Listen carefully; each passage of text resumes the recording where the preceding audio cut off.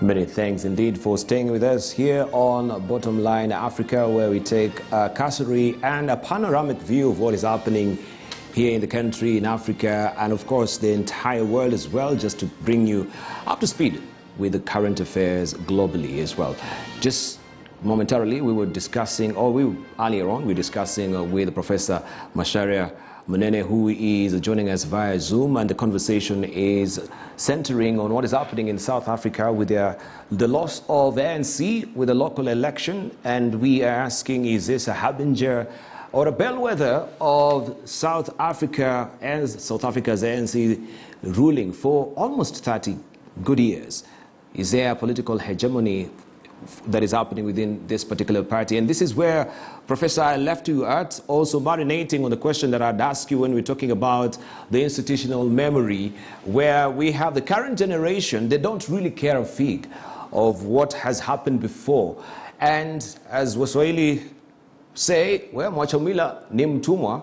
So how important is the preservation also of institutional memory? How then do we immortalize all this so that they can relate from where we are coming from? Its rich history, rich repository of knowledge that needs to be preserved? Well, the tragedy of post-colonial Kenya and Africa and post-apartheid South Africa was a myth that was created, sometimes by the departing imperialists, that it is not important to know your history. And because all you need to do is survive, know how to be a technician and do this or that, but the thinking part is not meant for you. And in fact, it goes back to the colonial days when the discussions about education was what kind of education to give to the native, the African, and it was said that it made no sense to enable the African to think, because he will not be in a position to make policy, or should not be in a position to make policy. So all you need to do is make sure that he can be a good plumber or carpenter or mechanic, but not a thinker. That was in the colonial days. And unfortunately, part of that thinking was transferred, was part of the transition to post-colonialism and post-apartheid system, whereby you have top officials of government, ministers of education, for instance, saying publicly that history was not important, therefore it's not be taught. And if history is not important, then young people from baby school will not be allowed or be enabled to know themselves, their self-identity. Because one of the things that history does is to give people a self-identity and to know what the values, what the national interests are, such that when the danger comes, everyone will be able to see it and react appropriately. So in post-apartheid South Africa, in post-colonial Kenya, did a disservice to their own countries by de-emphasizing or making it appear as if knowledge of history was a disaster, was not something to be encouraged. In fact, lack of that knowledge has turned out to be a very big disaster. In the sense that thank you. I hear you.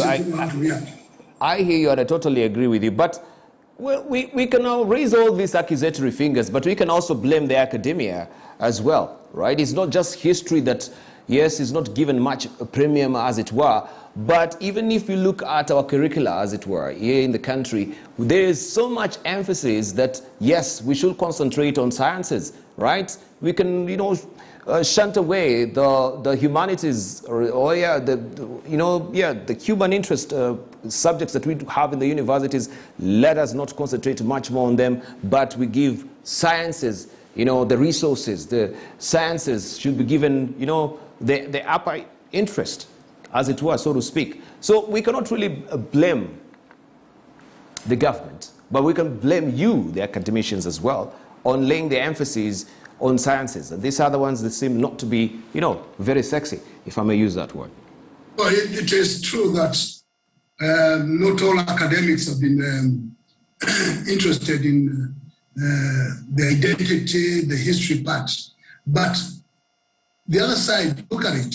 Policy making is a government thing, and the curriculum is a government policy thing. So when you have ministers for education saying that history is not important, then and they decide then what is going to be in the curriculum, then you cannot move away from that fact that policymakers are to blame across the board because they are the ones who are that narrow-minded that they force their views on curriculum developers. So if you go to the Curriculum Institute, what do they do there? They wait for Ministry of Education to order them on what to think or what kind of subjects to develop, but they're not beyond that. Even at the university, in fact, right now in Kenya, we are seeing the universities being molded left and right, sometimes not in the best way. That one is very clear. So as much as the academics should take the blame, and I'll take my share of it, I don't make policy. Policy is made by people in the government, the ministers, the PSs, the CASs, those people who have the big job of deciding which direction the country goes. And when those people in power decide that the direction the country should go is one because if they don't want people to know their history, thank you, then a direction of ignorance. Thank you, now, Prof. Thank you, Prof. In theory, let me finish this one. In theory, all people from baby school, standard 1, to the university, nobody should graduate from a Kenyan university without knowing Kenyan history or taking classes in Kenyan history. Right. Then that's when you protect. Thank you, Prof. I'm pinched for time because I think there are a raft of issues that we have to discuss, and I just want to get also your turn of mind on those issues as well. Still on South Africa, we're winding up on it. Of course, we're now relating it with the country as well. But I wanted to ask you, looking at South Africa and the way they've ruled, that is not, South Africa and the ANC, for that matter, that has ruled for the last 27 good years. There is an issue that Panitri is saying, you see, when we look at South Africa and ANC, there is a sort of democracy centralization that came to being. And this has perpetuated elitism and centrality of decision making. So in a way, when we're talking about democracy, it's not really democracy as it were, because there are people who are managing this democracy as it were. Has this been the undoing of ANC? Well, to some extent. Let me start by saying that democracy is not perfect. It's a process towards perfection in self-governance. What we notice in most countries, in fact all countries, in the name of democracy, yes, is the consolidation of power in the hands of a few people, the elite, who then manipulate everything. That has happened in South Africa, and because majority of the people in South Africa can see that happening, they then grumble that this is not what we expected of you as our leaders. So the consolidation of democracy tends in a way to limit the participation of the people in the name of the people. And it is an ongoing process. So for a long time, until the 1830s, the word democracy was an insult. So it's only then that people start saying, embracing some people, a few more people for the purposes of peace. Because if you don't accommodate the masses, you might have a revolution. And since the elite do not want a revolution, they make a few accommodations to the general public to be seen as if they are participating, while the real power remains in the hands of a few. Now, to change that requires a revolution, and the revolutions are not always very nice. All right, thank you very much. I don't know if also you've been keeping your eyes peeled on what is happening with COP26 in Glasgow. As far as climate change is concerned, I just wanted also to just take your peek as well on that particular note. This is the Convention on Climate Change. Well, we may hack back into history and look at some of the action plans they've produced from Bali in 2007, the mandates there, from Berlin in 1995, protocols like Kyoto Protocol in 1997, platforms, We can talk about Dubai, or not Dubai, but Durban in 2011 as well.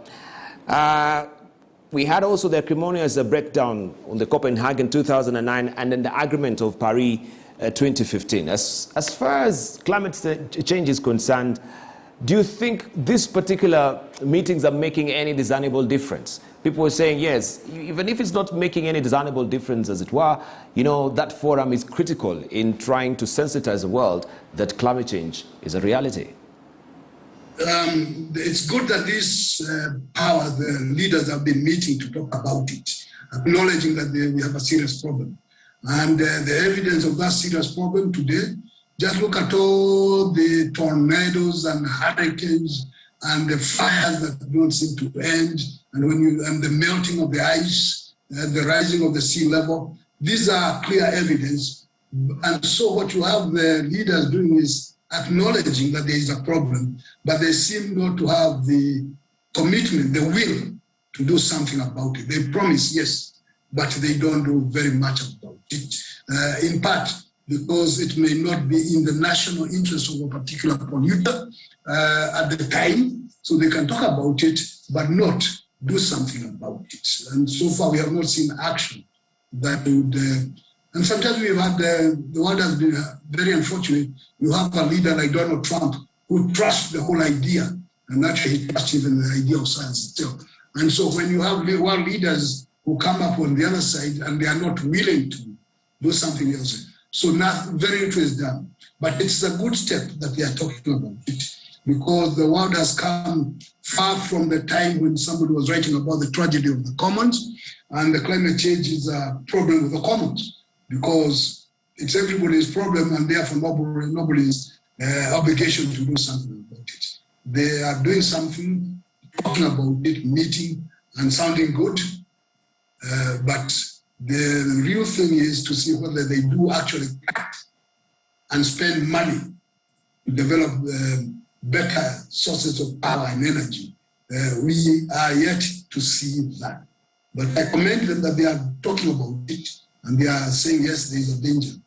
And for that reason, we say they should continue, because in the process of talking, they might do small things here and there that might ameliorate the future. But it doesn't look very good in terms of the actions expected from the big powers.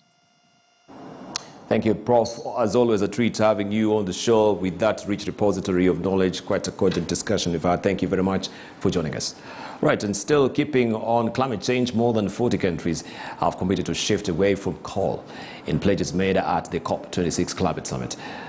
The nations on Thursday pledged to phase out their use of coal-fired power and stop building plants, a deal the COP26 Climate Summit host, Britain, described as putting the end of fuel, in quote-unquote, in sight. George Moringa reports on the latest development from COP26, which entered the fourth day today. A secret that coal is the single biggest